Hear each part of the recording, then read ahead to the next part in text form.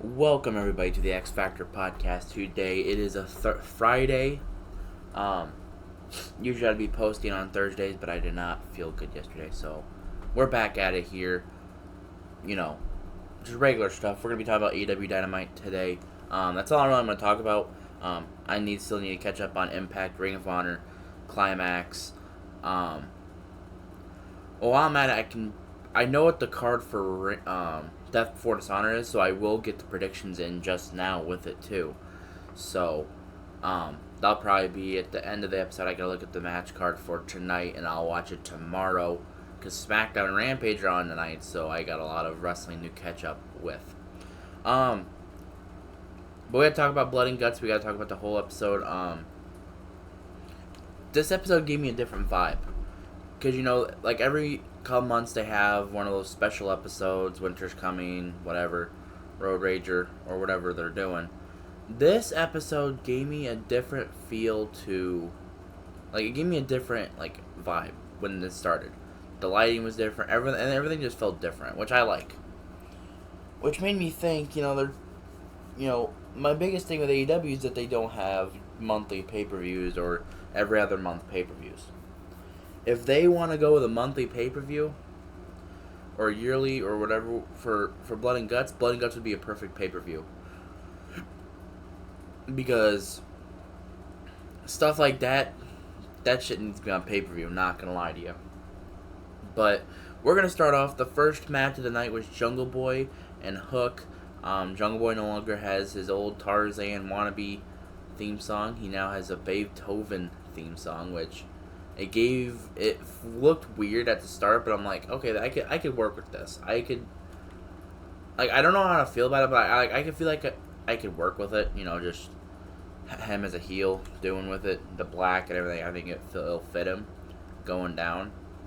And of course Hook comes out. The brawl just started after that, and we all know Taz as one of those athletic amateur hard style wrestlers from ECW, and he was stiff in the ring.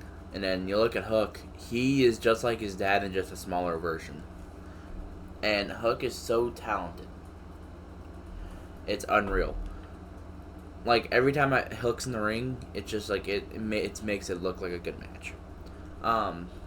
The match I felt it should have went a little longer because, but I just feel like it should have went a little longer for the time that they had. I feel like we will get a pay-per-view match later on. Jungle Boy did end up winning the FTW title off of Hook, which sucks because Hook's, and I start to think that they need to bring the FTW as like a original, one of their titles, because it's not recognized by the company. But it's recognized by Taz, who's in the company, so technically it's still recognized in some sort with the company. All I know is the next match, that if they have one, it should be the FTW rules, because that would be perfect.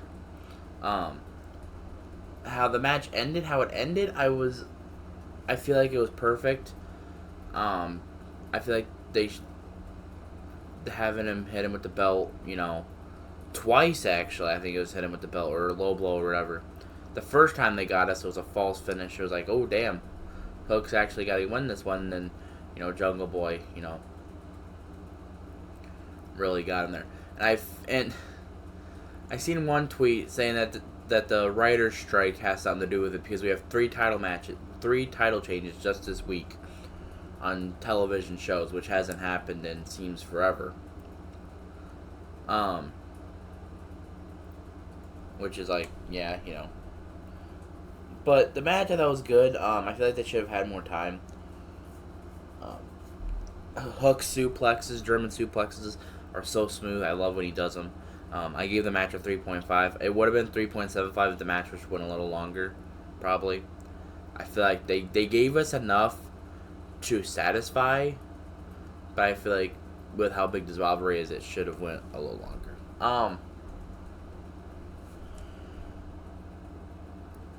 And plus, with the Britt Baker match after it Britt Baker didn't really accomplish anything by having that match. So they could have had Britt Baker's time and kept with the match. But it's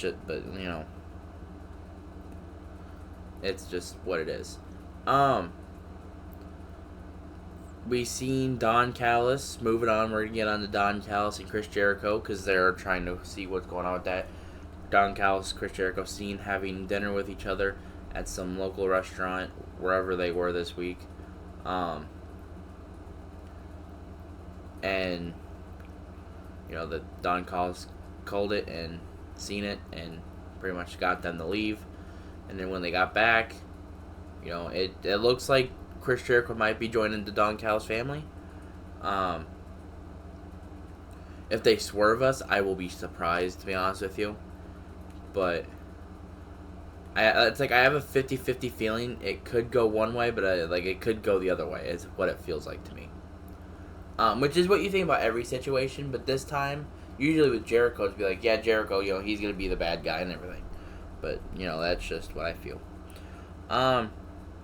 Before the match between Daniel Garcia and MJF and all that,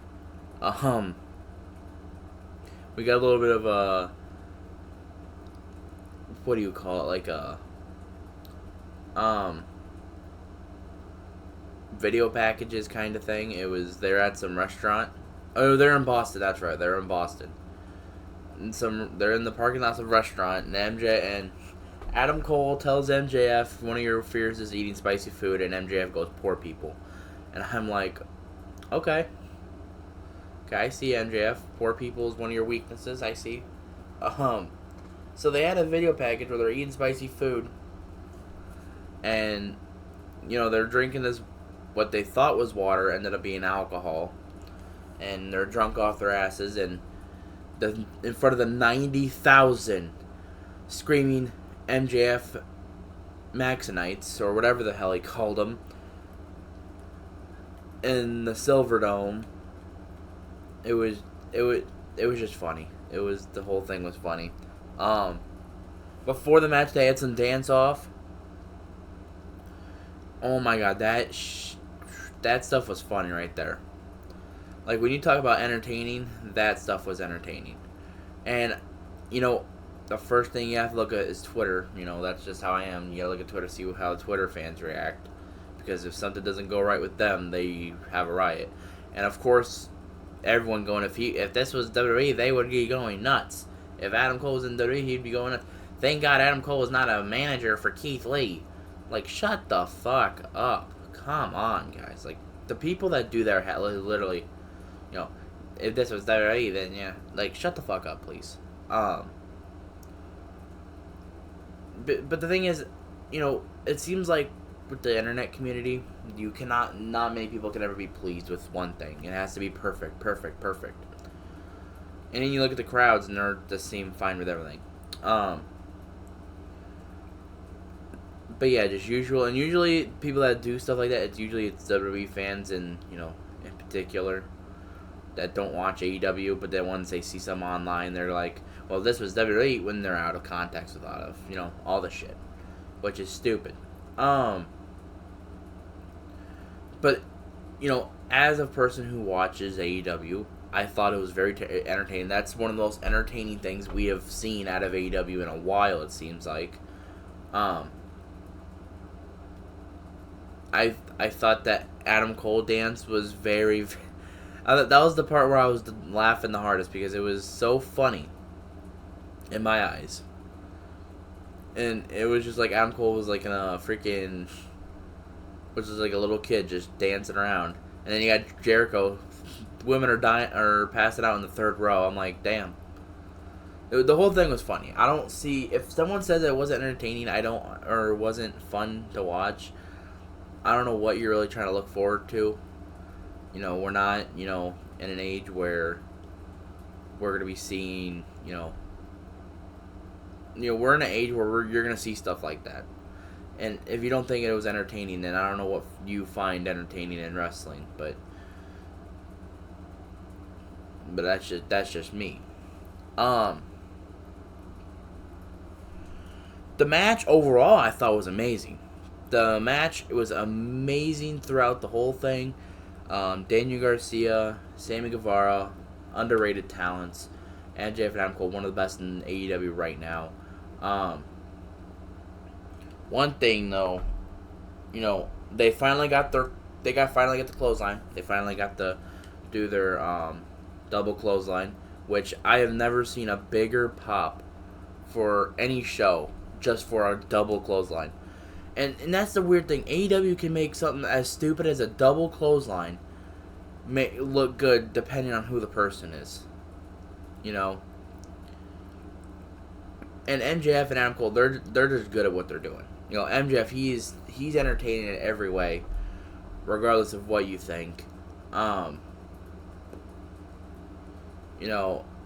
that's just really what getting out of this. So, match overall I thought was good. I gave it a 4.25. It was really, really good match.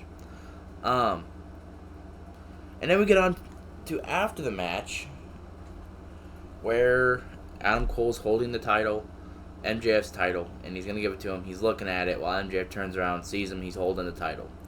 And then we get some beef. I think this is where the downfall hits. Because Adam Cole's like, here, I'm giving you the title. We're partners. We're going for the tag titles. This is your title. Here, have it. As Adam Cole's going to the turnbuckle like nothing happened, MJF has that look like, yeah, he's going to turn on him. Which I feel, I've been thinking, this is probably, they should have him at least go for a little bit and not just a short period of time. Have the title. I feel like they should beat FTR for the tag titles. I feel like they should, but then have FTR beat them in a matter of time later on, or have the Bullet Club or whoever, probably the Gun Club or whoever, beat them for the titles, and then that's when MJF turns on Adam Cole, or Adam Cole turns on MJF. I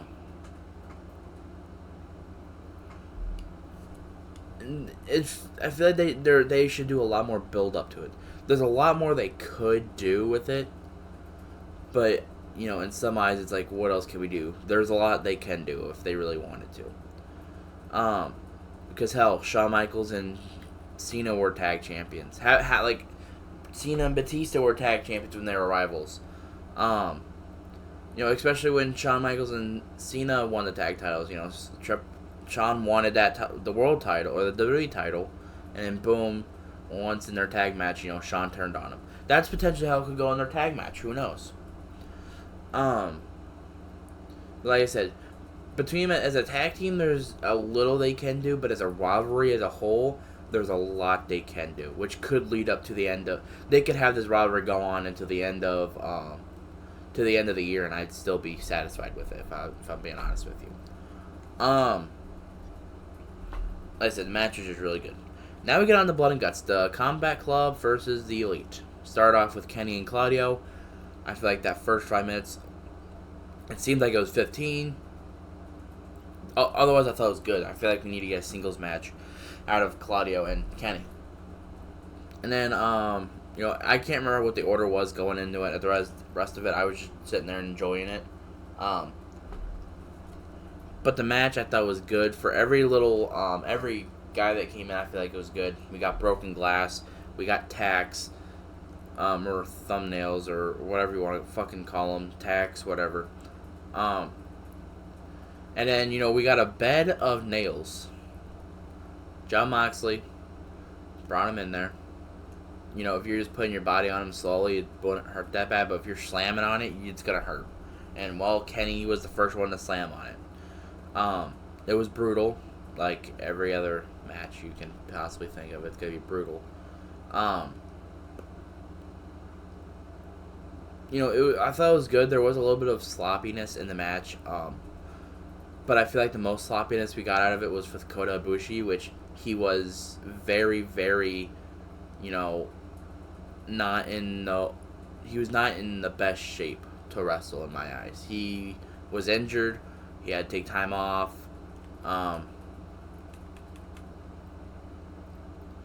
He took time off. Injuries really hurt someone in a lot of ways. I feel, once he gets all healed up, gets the strength back and everything, I feel like he's going to be a lot better. But just going into the match, it wasn't that great. He didn't look the best as I thought he would have. But, he was injured. So, besides the little sloppiness into it, it was a really good match. Pac, of course, got into it with Claudio multiple times. And then he left and Takeshita left. But you know who wouldn't have left? Eddie Kingston Moxley. Just playing that out for you. But Pac will be facing Claudio due to what happened, during that little incident. During what happened without all that stuff. So, without the sloppiness in the match, if you take out the sloppiness in the match, I gave it about a 4.25 or a 4.75 because I thought it was really good. But with the sloppiness, I'm putting it as a 4.5. The sloppiness did not really help it with that. But, I've always said I'm not going to take a bunch of sloppiness. I wasn't going to take, a couple bad spots throughout I'm not going to have that overshadow the good spots, which I'm not going to have it overshadowed. I'm just saying if it wasn't for those spots, those sloppy spots, I feel like, the better rating for mine would have been better. Overall in the episode, though, I thought it was a really, really good episode. Despite of having the whole hour for the Combat Club and the Elite. For the time they did get in, I feel like they got good story stuff in there. There's no reason for Britt Baker to even be on the show in my eyes.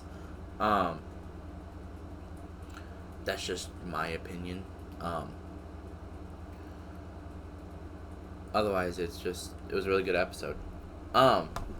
Since I have a little bit of time left, I'm going to be talking about Ring of Honor, Death Before Dishonor, 2023 card. I gotta look it up because I don't know who was on. I've seen some of it, but I just don't know. I haven't watched Ring of Honor yet.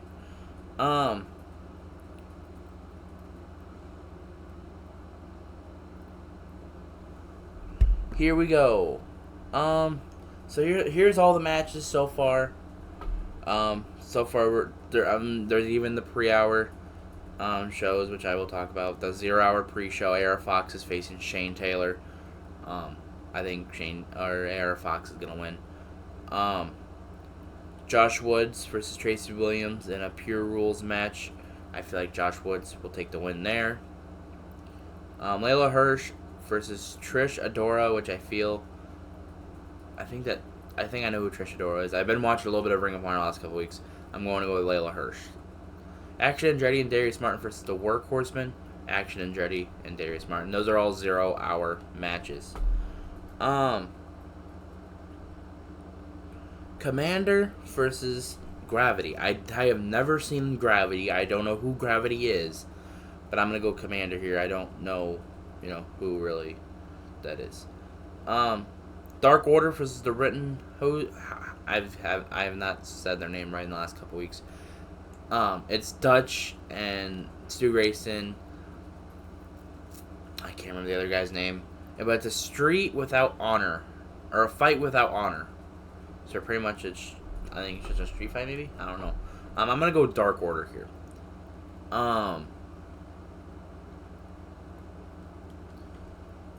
Now, if we get into it more. Let's hear the Mogul Epicy versus Masked Wado, Rikusa Takashi, and Leon Ruff. I'm going to go with Mogul Epicy. Lucha Bros Kingdom, Best Friends, and Aussie Open. I think Aussie Open. Damn, that's actually a hard one to think about. I want to say Aussie Open should win this one, but I think Lucha Bros might have this one. I might have to go Lucha Bros. I'm gonna go Lucha Bros as a safer pick because I got Lucha Bros. Shibata versus Daniel Garcia in the ROH Pure Championship match. I'm going to go with Shibata. I'm going to think he's going to retain here. I think it's going to be a good match. So Samoa Joe versus Dalton Castle or Shane Taylor. Or Dalton Castle. I think Dalton Castle's win. I think whoever Samoa Joe faces, because I haven't watched Ring of Honor yet, but whoever Samoa Joe faces, I think he's winning. Athena versus Willow Nightingale. Athena, you've had your run as champion. I'm going Willow Nightingale. I gotta go Willow Nightingale for the win here. I have to. I feel like this is her time. Claudio Castagnoli versus Pac for the Ring of Honor Championship. And I think Claudio is going to win because I think when Eddie Kingston comes back from the G1, I feel like Eddie Kingston's going to be the one to take the titles off Claudio. And that's what I think. To end his story run. So that's all I got for you today. Like I said, Monday we'll have another episode. We'll be talking about SmackDown, Ring of Honor, SmackDown, Ring of Honor, Collision, Rampage, maybe some G1 talk, and then the awards for the week, of course. Always got to put the awards in there, and then best match of the week, and all that stuff. All best star ratings. Dave Meltzer Jr. over here. Otherwise, I don't really have much else for you all today. Have a great day and stay blessed.